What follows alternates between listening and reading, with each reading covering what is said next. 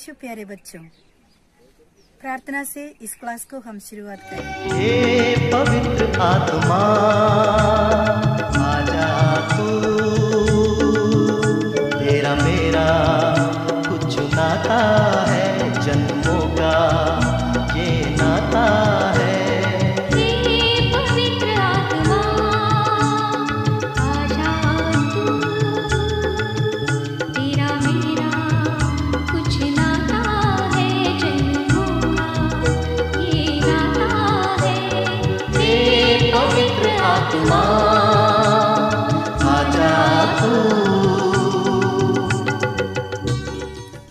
आज के पाठ में पेंतकोस्त के दिन अविश्वास की घोषणा किस प्रकार से शिष्यों ने किया, इसके बारे में हम मनन करेंगे। पाठ 14 पेंतेकोस्त और विश्वास की घोषणा।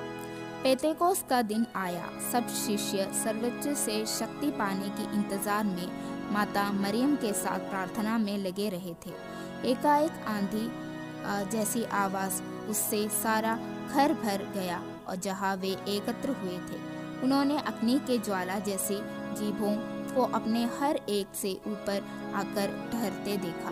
वे सब पवित्रात्मा से परिपूरित हो गए। पवित्रात्मा द्वारा प्रदत्त वरदान के अनुसार वे भिन्न भिन्न भाषाओं में बोलने लगे। आकाश के नीचे सभी राष्ट्रों से आए हुए धर्मी यहूदी यरूशलेम में थे। आंधी जैसी आवाज सुनकर वे एकत्र हो गए थे। हर एक अपनी अपनी भाषा में शिष्यों का भाषण सुनकर विस्मित हो गया, क्योंकि भिन्न भिन्न भाषाएं बोलने वाले उन लोगों को शिष्यों की बात अपनी अपनी बोली में सुनाई दे रही थी। शिष्य ईश्वर के महान कार्य के विषय में बोल रहे थे। इसका अर्थ ना समझकर लोग अच्छेपे में पढ़कर चकित हो रहे थे। पेत्रुस का भाषण।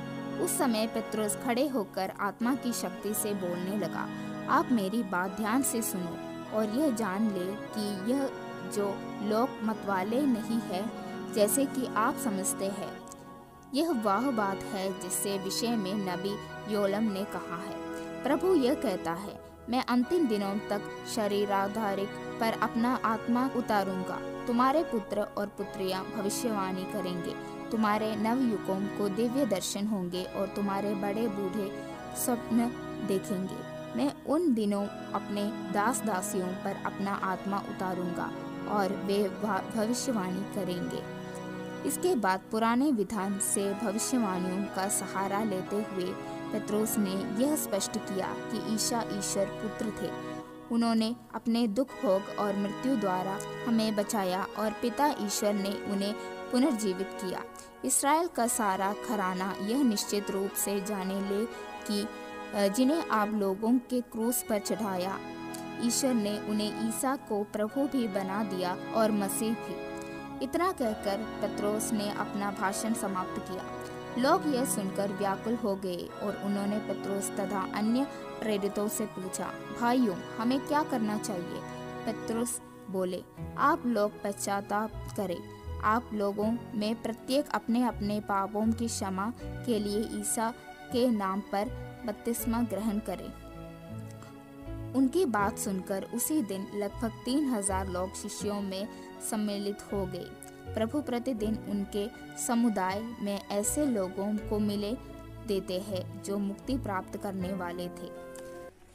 प्रेरित संत थॉमस भारत में। ईसा का सुसमाचार लेते हुए शिष्य समूह दुनिया के चारों ओर निकल पड़े। दिदिमुस नामक थॉमस भारत में आए। वे सन 52 ईस्वी में भारत पहुंचे। वे जहाज में आकर कोडंगल्लूर में उतरे, जो मुसिरिस कहलाता था। उस समय वहां बहुत से यहूदी रहते थे। 21 नवंबर को हम प्रेरित संत थॉमस के भारत आगमन की याद करते हैं।